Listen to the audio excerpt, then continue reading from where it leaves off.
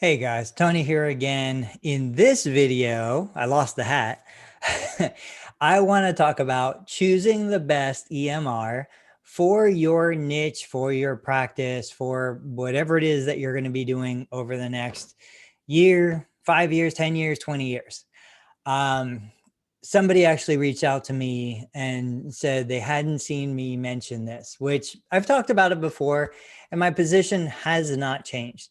As much as I respect the people that are out there building the EMRs that you guys are all using, I, like most therapists, practice owners who have been around for over a decade, going on 2 decades, actually will be 2 decades here in a couple months. I've run the gamut. I used Redoc, I used PT Advantage, I used something else I can't even remember. I've spent boatloads of money going through different platforms. I've used Word Docs, I've used Google Docs, Google Sheets. I've used everything. There is no one size fits all. Even the guys and girls that are producing the EMR will tell you that there is no one size fits all. Nothing is fully customizable to meet your goals. So what do we do? How do we handle this? What's the situation? From my perspective, I'm going to give you kind of my pros and cons.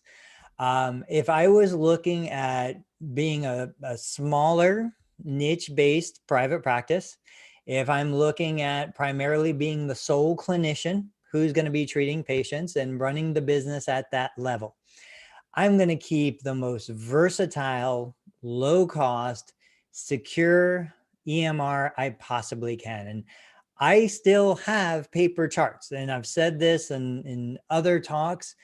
I understand there's EMRs available. I understand we've got the bankroll to pay for it. I don't care.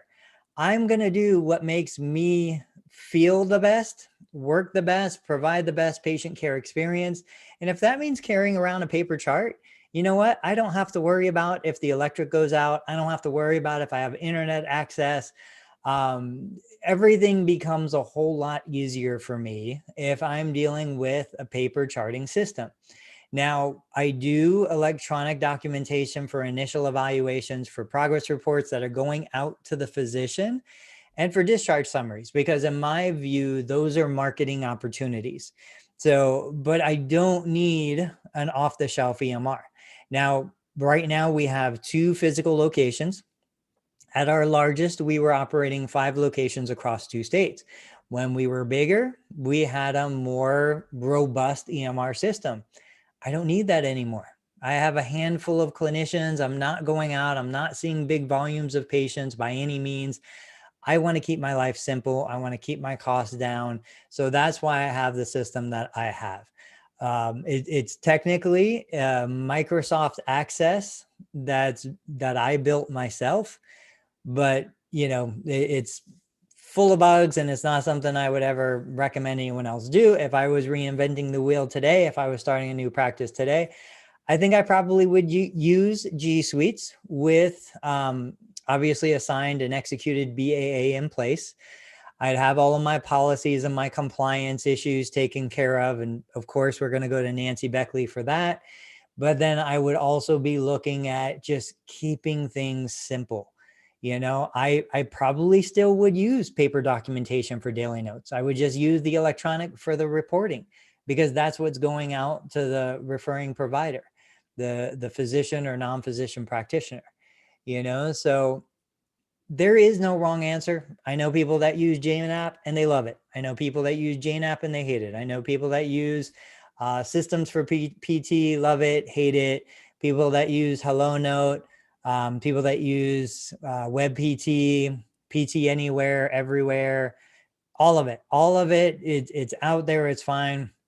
What I would tell you is your business is going to change. You want something that can grow and scale with you. You want something that's going to allow you to get your data out in a way that you can use the data. There's nothing worse than having an EMR, having 10,000 patient accounts in an EMR, deciding you're going to switch platforms, and all of a sudden they give you the data as a tab separated text file, and it's completely useless. You know, I've been there, I've dealt with it. So at the end of the day, I'm in control of my data. And at the end of the day, I'm responsible for compliance. You know, the biggest reason why so many clinicians want an EMR is because they think the EMR is going to maintain their compliance. They think they're going to forget something and the EMR is going to catch it.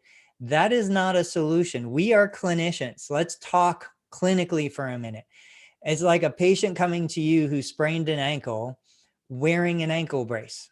Problem is, they sprained the ankle 3 years ago. Like, our goal is independence, autonomy, resilience, strength. Our goal for our patients is to move past the assisted device. Don't depend on an EMR. At the end of the day, if something goes wrong, the EMR isn't going to be the one sitting across from the auditor, the reviewer, the compliance person. You are always responsible. You cannot outsource that responsibility, no matter how much you pay for it. So first, understand the rules, understand the modifiers, understand, compliance. What is Medicare requiring? It's not that hard.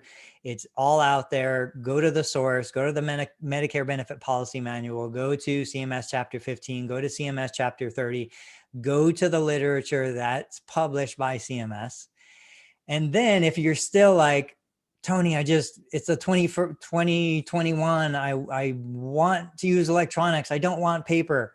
Okay, then just pick something, because the reality is whatever you pick, you're not going to be happy with it. If you are, kudos to you, high five. But most of the time you're not going to be happy. And if you are happy now, you might not be happy in a year. That's just the way it is. But I just want you guys to understand an EMR is not required. An EMR is optional. You can use paper, you can use, anything that's secure, as long as you maintain your compliance. All right, guys, once again, thank you so much for watching. Those of you in 0 to paid, I'll catch you guys tonight. Otherwise, I hope everybody has an amazing evening.